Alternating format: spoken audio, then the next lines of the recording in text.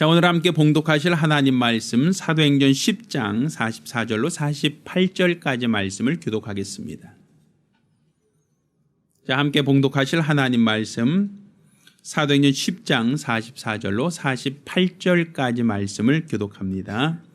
베드로가 이 말 할 때에 성령이 말씀 듣는 모든 사람에게 내려오시니 베드로와 함께 온 할례 받은 신자들이 이방인들에게도 성령 부어주심을 인하여 놀라니 이는 방언을 말하며 하나님 높임을 들음이러라. 이에 베드로가 가로되 이 사람들이 우리와 같이 성령을 받았으니 누가 능히 물로 침례줌을 금하려 하고 명하여 예수 그리스도 이름으로 침례를 주라 하니라. 저희가 베드로에게 수일 더 유하기를 청하니라. 아멘. 자, 오늘은 이방인에게도 임하신 성령이라는 제목으로 하나님 말씀을 함께 나누겠습니다. 하나님은 예수 그리스도 안에서 우리의 아버지가 되신 분이십니다. 우리가 하나님을 아버지라고 부를 수 있는 것은 오직 우리 주 예수로 말미암아 예수 그리스도의 구속하심으로 말미암아서만 우리는 하나님을 아버지라고 부를 수 있는 신분, 자격을 갖게 됩니다. 그렇죠? 제가 저에게도 아들이 있습니다. 또 딸이 있습니다. 근데 제가 저희 아들과 딸을 낳는다라고 하는 것은 제 혼자인만으로 낳는 게 아니라 내 처를 통해서 임신을 하고 그 아이가 태어나게 되죠. 그러니까 사실은 하나님께서도 우리를 자녀로 삼으신다라고 할 때 우리를 자녀로 삼으신 것은 그냥 입양하듯이 그냥 너 내 자식으로 할게 라고 그냥 그렇게 삼은 게 아니라 예수 그리스도의 희생, 예수 그리스도의 십자가의 죽음, 그의 구속으로 말미암아 하나님은 우리를 그의 자녀로 삼으신 분이십니다. 따라서 지금 우리가 하나님을 아버지라고 알고 있는 것, 하나님을 아버지라고 믿는 것이 바로 우리의 신앙입니다. 지금 여러분은 하나님을 아버지라 부를 수 있는 관계, 하나님을 아버지라 부를 수 있는 신분을 가지고 있습니다. 믿으십니까? 아마 이것을 믿는다면 여러분 마음에 굉장한 기쁨이 있어야 됩니다. 만약에 왕이 그의 어떤 아내를 통하여 자녀를 낳았다라고 하면 그 아이는 태어날 때부터 왕자나 혹은 공주로 태어납니다. 그 아이들은 태어나면서부터 사실은 어떤 자격이나 능력을 갖고 있는 게 아니라 그 아이들은 신분을 갖고 태어나는 겁니다. 왜? 그 아이들은 갓난아기의 입장으로 볼 때는 생물학적으로는 유사해 보일지라도 왕의 혈통이라고 하면 그 아이들의 신분은 궁녀들이나 아니면 그 아이들을 시중드는 수많은 사람들이 그 아이를 돌보게 되죠. 그거는 그 아이의 능력 때문이 아니라 그 부모의 지위, 그 부모가 갖고 있는 어떤 사회적 지위나 재력적 지위를 가지고 그 아이는 보호를 받게 되어 있단 말입니다. 그러니까 지금 우리가 하나님을 아버지라 부를 수 있다라고 하는 것은 우리가 예수 안에서 하나님을 아버지라 부를 수 있는 이 신분은 우리에게 있어서 엄청난 특권이고 엄청난 자랑이라고 말할 수 있는 겁니다. 근데 많은 사람들이 하나님이 우리의 아버지시다라고 하는 것을 머리로는 알고 있지만 사실 마음으로, 가슴으로는 잘 감지하지 못하는 것이 사실 굉장한 안타까움이죠. 자, 우리가 하나님을 아버지라 부를 수 있는 것은 이와 같이 예수 안에서만 하나님을 아버지라 부를 수 있다는 것. 이게 바로 우리의 믿음입니다. 자, 그런데 우리가 잘 알아야 될 것은 세상 종교는 하나님을 아버지라 부르지 않습니다. 세상의 어떤 종교도 하나님을 아버지라 말하지 않아요. 근데 많은 사람들은 많이 오해하고 있는 것 중에 하나가 기독교는 이스라엘 사람들이 믿고 있는 하나님, 곧 서양 사람들이 선교해서 들어온 어떤 이방 종교라고 생각하고 우리나라 전통적인 종교를 불교나 혹은 유교라고 생각하는 경우들이 있어요. 근데 사실은 그렇지 않습니다. 불교는 우리나라에서 토착으로 생겨난 게 아니라 원래는 인도에서 발생한 거예요. 석가모니, 그는 인도 사람입니다. 인도의 간다라 지역의 왕자였죠. 그러니까 결국에는 아주 오래전 신라시대, 삼국시대 때 인도로부터 천축국이라고 했어요. 천축국으로부터 불교가 중국을 통해서 혹은 해상을 통해서 우리나라까지 들어와서 그때부터 시작하여 오랜 기간 동안 불교가 우리나라에 정착됐을 뿐이지 사실 불교도 우리나라 자생 종교라고 말할 수는 없습니다. 또 조선시대 건국 이념이었던 성리학, 유교도 우리나라에서 생겨난 게 아니라 중국에 있는 공자 혹은 맹자라고 하는 그들의 사상, 성리학이라고 하는 그들의 어떤 이론이 조선시대 건국 이념이 되었고 그것이 우리나라 조선시대의 어떤 사상과 문화를 좌우하는 어떤 그러한 문화 양식으로 자리 잡았던 것이지 사실 유교도 우리나라 토착적인 신앙이라고 보기는 어렵습니다. 근데 문제는 불교가 창시되었던 인도, 물론 불교를 열심히 믿고 있습니다만 인도 대부분은 사실은 불교보다는 힌두교가 더 가깝습니다. 그러니까 저도 인도에 가봤습니다만 불교 인구보다 힌두교 인구가 훨씬 더 많아요. 그러니까 고찰들은 있지만 옛날부터 있었던 사찰은 있지만 그렇지만 우리가 생각하는 것만큼 불심이 엄청나거나 대단하진 않습니다. 또 중국에 가보면 유교의 발생지라고 하지만 중국은 지금 유교 문화로 인해서 정치나 문화가 이끌어가지 않아요. 오히려 사회주의로 인하여 유교라고 하는 것은 오래전 4대 성인으로서 인정되지만 크게 어떤 유교 문화가 중국에 어떤 사상적으로 자리받고 있지는 않아요. 그러니까 결국 우리나라에서 불교를 신봉하고 유교를 신봉하지만 그것들은 다 외국에서 들어온 종교일 뿐이고 또 그들이 우리가 불교를 믿어주면 내가 석가모니를 아버지라고 부를 수 있게 하겠다. 또 우리가 유교를 숭상하면 공자를 너희의 아버지라 부를 수 있게 하겠다. 이러한 의미는 아니란 말입니다.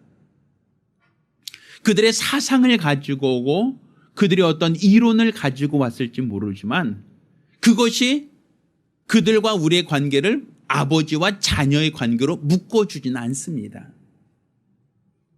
그렇지만 우리가 갖고 있는 이 신앙은 하나님을 우리의 아버지라 부르는 신앙을 갖고 있단 말입니다. 그러니까 많은 사람들이 오해하고 있는 것은 이 기독교가 있기 전에 하나님은 이스라엘의 하나님이 아니냐라는 것이었어요. 그래서 이스라엘만의 하나님, 이스라엘만의 독점하는 하나님이라는 생각이 구약 성경에는 많이 기록되어 있습니다. 그래서 이스라엘 사람들도 자기의 하나님을 말할 때 아브라함의 하나님, 이삭의 하나님, 또한 야곱의 하나님이라고 불렀어요. 이는 자기의 조상들의 하나님이라고 말하는 겁니다.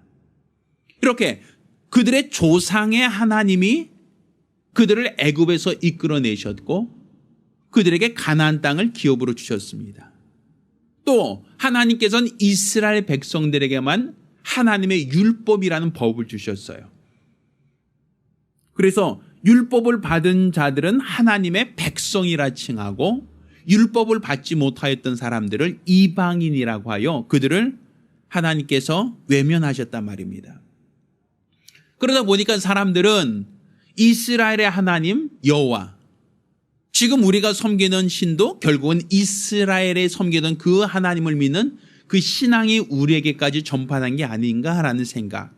또 우리나라에 전파될 때 서양에는 선교사들을 통해서 들어왔기 때문에 기독교를 서양에서 들어온 서양 종교라고 생각하는 경우가 있어요.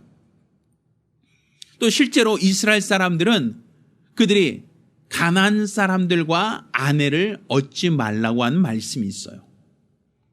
그러다 보니까 이스라엘 백성들은 철저하게 이방 여인들과 결혼하지 않고 그들만의 혈통, 그들만의 어떠한 유대인만의 어떠한 고유한 그들의 어떤 민족을 유지해 왔었거든요. 그러다 보니까 사람들은 유대인의 하나님, 유대인들이 믿는 하나님, 유대인들은 하나님이 자기들을 택한 선민, 신이 택한 백성이라고 하는 자긍심이 굉장했죠. 반면에 유대인이 아닌 다른 모든 민족을 이방인이라고 하고 하나님께서 그들을 외인처럼 전혀 상관없는 사람으로 하나님이 취급하셨다라는 생각을 갖고 있단 말입니다. 그러니까 성경에서 봤을 때는 우린 외인이고 이방인이고 하나님과 무관한 자들인데 그러한 자들이 하나님을 믿는다라고 하니까 괜히 이스라엘이 믿는 하나님을 어쩐 우리가 꼽살이 껴서 그 하나님을 믿으려고 하는 건 아닌가라고 생각할지 모르겠습니다. 근데 그렇진 않아요. 우리가 분명 알아야 될 것은 하나님이 구약시대에 이스라엘을 택하신 것도 맞고 이스라엘의 하나님이 되신 것도 맞고 이스라엘 사람들이 아닌 모든 족속들을 이방인으로 외인으로 여겼던 것은 분명히 맞습니다. 그렇지만 오늘날 우리의 하나님은 이스라엘 사람들만의 하나님이 아니라 예수 안에서 우리 모든 자들을 자녀로 삼으시고 우리 하나님이 우리의 아버지가 되신다라고 성경 기록하고 있거든요. 그래서 우리가 주기도문을 예수님께서 가르쳐 주실 때 그 주기도문은 하늘에 계신 우리의 아버지라고 기도하죠. 그러니까 마태복음 6장에 있는 그 주기도문을 보면 하나님을 아버지라고 호칭한단 말입니다. 또 성경에는 이런 표현을 써요. 마태복음 8장 15절에도 너희는 다시 무서운 종영을 받지 않았으니 양자영을 받았으므로 아바 아버지라 하나님을 호칭한다. 또 갈라디아서 4장 6절에도 이와 같이 얘기합니다. 너희가 아들인 고로 하나님이 그 아들의 영을 우리 마음 가운데 보내사 아바 아버지라 부르게 하셨다. 그러니까 결국 우리가 지금 하나님을 아버지라고 부르는 것은 그건 우리가 그냥 신을 아버지라고 규정한 게 아니라 하나님께서 우리에게 하나님의 영을 보내사 하나님을 아버지라고 부를 수 있게 하셨다라고 얘기하고 있는 겁니다. 그러면 왜 하나님은 구약시대에는 이스라엘만의 하나님이셨는데 오늘날에는 왜 우리 이방인들까지 다 포함해서 하나님을 우리가 아버지라고 하는가? 이것은 우리 집사님들이 이렇게 이해하시면 돼요. 아마 농사를 지으신 분들은 아마 이해할 것이고 아니면 농사를 직접 안 지으셨다 할지라도 어릴 때부터 농사 짓는 어떤 원리를 알고 있는 분은 이해할 겁니다. 예전에 우리가 이제 봄 되면 모내기 한다는 말 들으셨죠? 그 모내기라고 하는 게 뭔지 이해하십니까? 예전에는 모내기 하기 전에는 직파법이라 그래서 벽실을 가지고 논에다가 농부가 직접 뿌려서 농사를 짓는 직파법이 있었어요.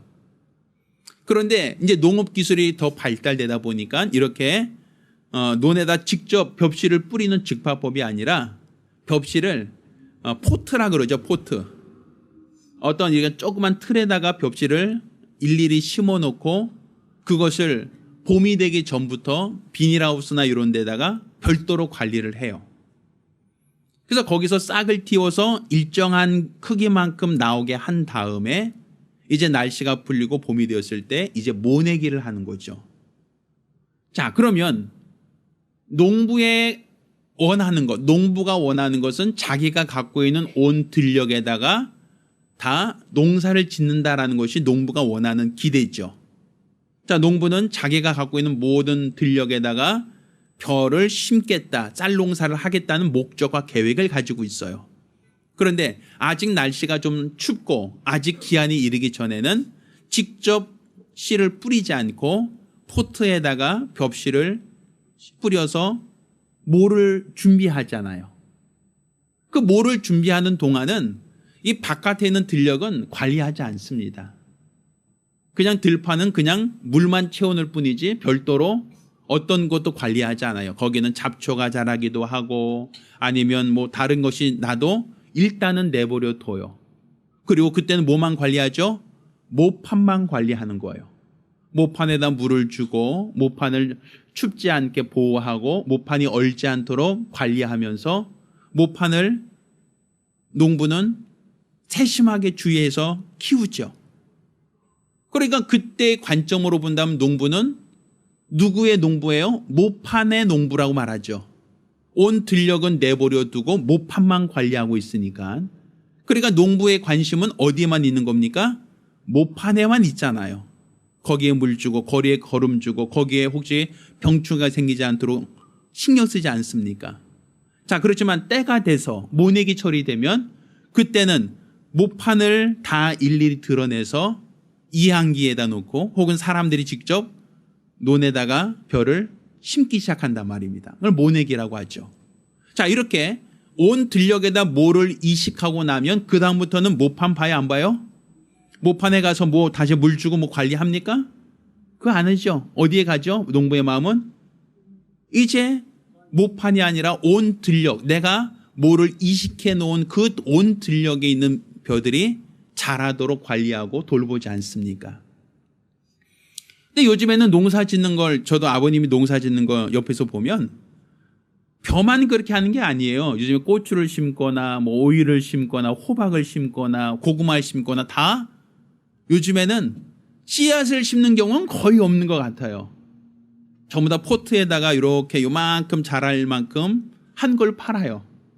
그럼 고추 어떤 묘종이죠. 요만큼 자란 거 가지고 이제 사갖고 그거 이렇게 옮겨 심는 것이지, 옛날처럼 고추 씨 가지고 씨앗 이렇게 땅에다 심어서 자랄 때까지 기다리고 거의 그런 것은 거의 없는 것 같아요. 요즘에는.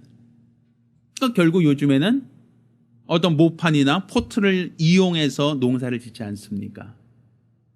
그러니까 하나님께서 이스라엘을 먼저 택하시고 이스라엘에게 율법을 먼저 주시고 이스라엘을 돌보시고 이스라엘을 하나님이 사랑하셨던 그 이유는 바로 경건한 자손 예수 그리스도 오실 때까지 그들을 모판처럼 관리하신 겁니다.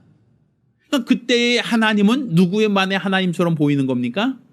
이스라엘만의 하나님처럼 보이는 거예요. 온 들녘은 이방인이다 그냥 내버려 두고 그냥 하나님의 관심은 비닐하우스에 있는 모판에만 관심이 있으니까 오직 이스라엘 사람들만의 하나님, 이스라엘이 독점하는 하나님처럼 보였을 거란 말이죠.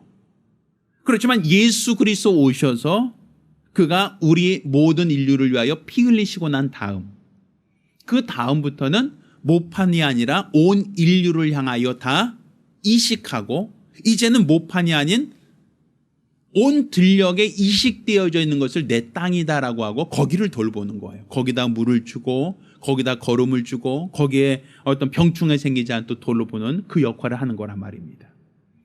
그러니까 지금 우리 하나님이 이스라엘만 독점한 하나님이 아니라 우리 하나님이시다, 우리의 아버지시다라고 말할 수 있는 것은 바로 구약의 하나님과 다른 하나님을 섬기는 게 아니라 바로 구약의 하나님, 그가 우리에게도 하나님이 되시고 우리에게도 아버지가 되신다라는 것을 우리가 믿고 있는 겁니다. 자, 그러면 이렇게 우리가 하나님을 아버지라고 믿는 이 신앙을 오늘 우리가 읽은 이 본문에서는 어떻게 그 계기로 갖고 있는가 하면, 본래 하나님께서 이스라엘 백성들을 향하여 너는 내 아들이다라고 하지 않으셨어요. 그들은 하나님의 백성이라고 했어요.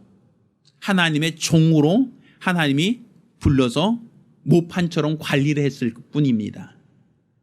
그들이 경건한 자손, 곧 예수가 오실 때까지 하나님이 우상을 섬김으로 말미암아 그들이 신앙이 떨어지지 않도록 하나님이 그들을 돌보고 관리를 했을 뿐이에요. 그렇지만 예수 그리스도가 오시고 난 다음에 하나님께서는 이 복음을 이방인들에게도 전파하길 원하셨죠. 그렇지만 예수님의 제자들은, 처음에 예수님이 부르셨던 그 제자들은 이방인들에게 했어요? 유대인들에게 했어요? 유대인들이란 말이에요. 그래서 어떤 사고를 갖고 있냐면 그들은 율법을 가지고 어릴 때부터 훈련받았던 사람들이에요. 그러다 보니까 예수가 오셔서 구속의 은혜를 베풀어 주셨지만 그들이 전하는 대상들은 오직 유대인들만을 대상으로 하여 복음을 전하였고 유대인들을 대상으로 해서만 우리에게 메시아가 오셨다라고 그들에게 가르치기 시작했어요.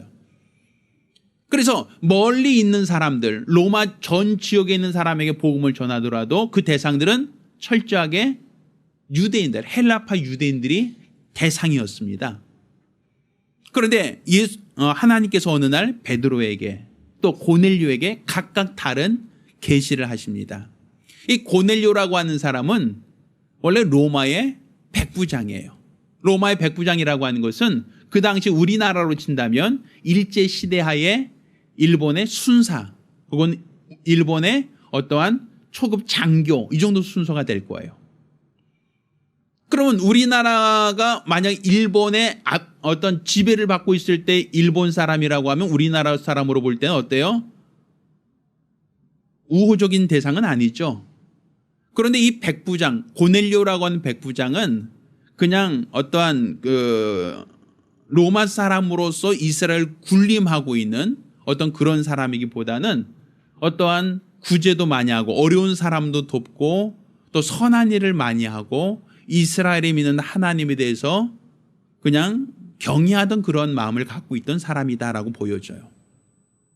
하나님께서 이 고넬료라고 하는 로마 사람에게 어느 날 환상 중에 요바에 있는 베드로를 데려오라고 하는 말씀을 주셔요. 그러니까 이 고넬료라는 사람은 자기가 하나님이 요바에 있는 베드로라는 사람을 데려오라는 말을 듣고 종을 보내죠. 요바로 보내서 야 혹시 베드로라고 하는 사람이 있으면 데려와라 하고 종을 보냅니다.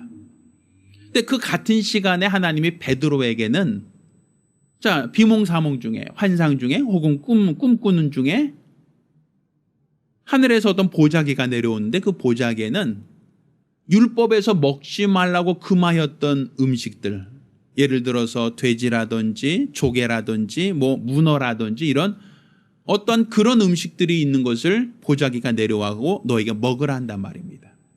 그러니까 베드로도 어릴 때부터 율법으로 자랐으니까 되새김질하지 않은 건 먹지 말라고 했습니다. 또 비늘이 없는 것, 아감이 없는 것도 먹지 말라고 했습니다. 이거는 우리가 부정하여 먹을 수 없는 겁니다라고 얘기하죠. 그런데 하나님께서는 베드로에게 하나님이 거룩하게 하신 것을 왜 너희가 부정하다 하느냐, 왜 먹지 않느냐라고 책망을 하셔요. 자, 베드로가 이런 환상 중에 그런 어떤 비몽상 중에 어떤 그런 계시를 받고 이상하다. 이게 무슨 뜻일까라고 할 때 고넬료로부터 보내온 종이 도착합니다. 그리고 하나님께서 우리 주인을 통해서 베드로라고 하는 당신을 초청했습니다라고 하죠. 자기가 지금 어떤 환상을 보고 이게 무슨 뜻일까라고 하고 있을 때 고넬료가 자기를 부른다고 하는 그 음성을 듣고 베드로는 따라갑니다. 자, 따라가서 이 고넬료 집에 가서 베드로가 예수에 대하여 복음을 전하고 예수가 우리 그리스도라고 하는 것을 말할 때 하나님께서 이 고넬료와 그 가족들에게 성령을 부어주셨다라고 성경은 기록하고 있어요. 그 전까지 이스라엘 사람들, 그 전까지 제자들은 복음을 전할 대상을 누구에게? 유대인들로만 국한시켜서 전했습니다. 왜? 율법은 누구에게만 주신 법이에요? 유대인들. 메시아에 대한 약속도 누구에게 주신 약속이죠? 유대인들이거든요. 그러니까 그들에게 있어서 예수를 전할 대상도 누구? 유대인으로 국한시켜 있었는데 하나님께서 베드로를 통하여 고넬료 집으로 가게 하시고 고넬료에게 복음을 전할 때 예수를 증거할 때 성령이 임하시더라 이거죠. 그러니까 이 성령이 임하는 것은 베드로가 자기 주머니에 있는 것을 꺼내주는 게 아니라 하나님께서 이 이방인에게도 성령을 주어 그 사람을 하나님이 자녀로 인치셨다라는 얘기가 되는 거예요. 그가 죄 사함 받고 하나님이 그를 자녀로 삼으셨다라는 그 증거가 되는 거예요. 근데 그 대상이 누구예요? 유대인이 아니라 자기들이 지금 속국으로 되어 있는 로마 사람, 로마의 백부장이더라 이거죠. 그러니까 결국 성령이 임한 것은 유대인들에게만 국한된 게 아니라 이방인에게도 하나님이 성령을 주시길 원하셨다라는 그 사실을 베드로가 깨닫게 되는 거예요. 그런 말미암아 베드로가 그의 제자들에게 말하기 시작한 건 하나님께서 우리 이 유대인들에게만 복음을 전하고 유대인들에게만 예수를 증거하고 유대인들만 우리 하나님의 선민이라고 우리가 여태까지 배워왔는데 그런데 하나님께서는 성령을 우리에게 주신 것처럼 이방인에게도 성령을 주시더라. 그들에게도 성령을 주시는 걸 보면 하나님이 이방인들의 죄도 용서하고 그들을 성령으로 인치사 하나님이 그들의 아버지가 되길 원하신다라는 것을 베드로가 제자들에게 말하게 되는 겁니다. 이제 그 이후부터 제자들은 복음을 전할 대상을 유대인들에게만 국한시켜서 그들에게 전했던 복음을 이제 더 확산돼서 우리 이방인들에게까지 복음이 전파되기 시작된 거예요. 그러니까 이 고넬료 집에 성령이 임하셨다. 이 사건은 유대인들에게 봤을 때는 굉장히 충격적인 사건이고, 또 우리에게 있어서는 바로 우리에게도 복음이 증거되는, 우리에게도 복음이 전파되어지는, 또 우리가 하나님을 아버지라 부를 수 있는 이 놀라운 자격과 신분, 권리를 갖게 되는 아주 엄청난 사건이 되는 겁니다. 그러니까 예수님의 제자들이 이제 그 사건 이후로 이방인들에게까지 복음이 전파되고, 또 바다 건너 우리나라까지도 복음이 전파되기 시작한 겁니다. 또 복음이 전파될 때 하나님께서 그 복음이 전파되는 곳에 성령을 더하여 주시고, 또 성령을 받은 사람들은 하나님을 아버지라 부를 수 있는 자격, 하나님을 아버지라 부를 수 있는 신분을 갖게 되는 겁니다. 그러니까 지금 우리가 하나님을 아버지라 부를 수 있다라고 하는 것은 내가 노력해서 얻어진 게 아니란 말입니다. 내 열심으로 얻어진 것이 아니에요. 우리 과거 우리 이조 시대를 기준으로 한다라고 하면, 이조 시대 때 공부를 열심히 하면 왕의 아들이 될 수 있습니까?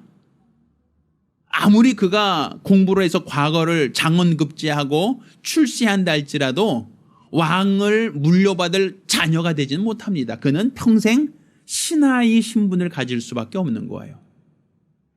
그렇지만 왕이 자녀를 낳았다라고 얘기하면 그 자녀는 과거 시험 보지 않습니다.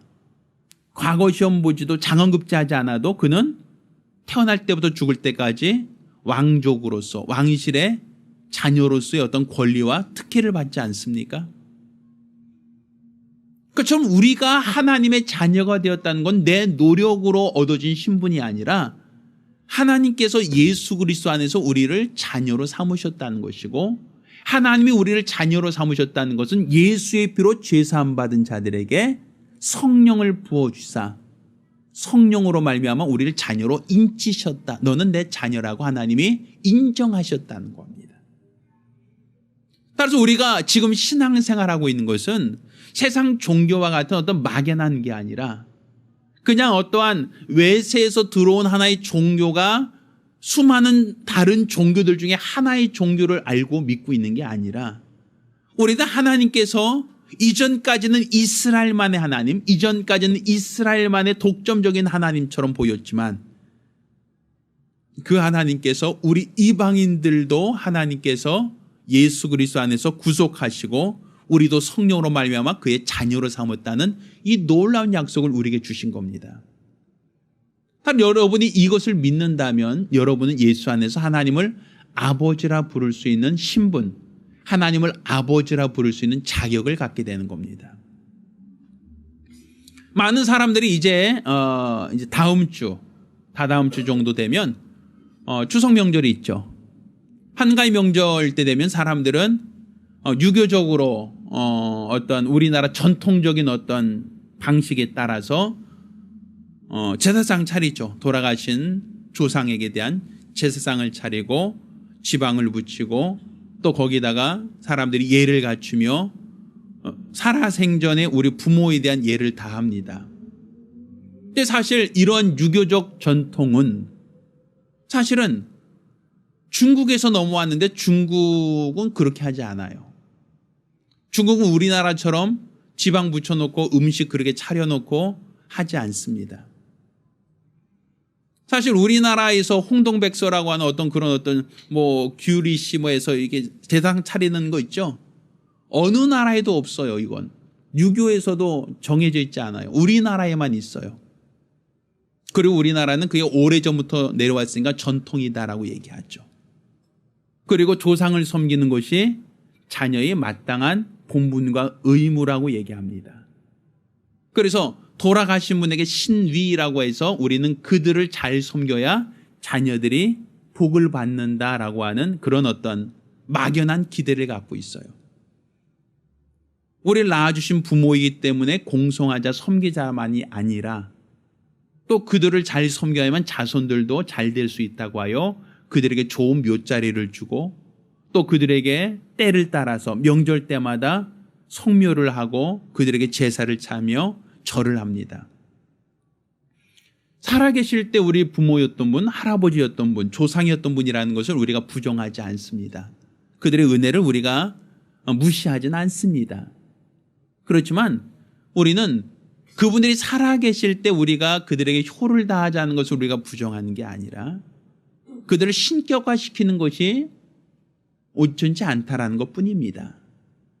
지금 우리는 지금도 살아계신 우리의 아버지 하나님이 계신데 지금도 우리를 자녀로 삼으신 하나님을 우리가 아버지라고 부를 수 있는데 근데 그 아버지께 대한 우리의 감사함과 우리 그 아버지께 대한 우리 믿음은 서양 종교라고 해서 뒷전으로 하고 이전까지 내려오던 제사상을 차리는 것이 우리의 전통적인 문화다라고 생각한단 말이죠.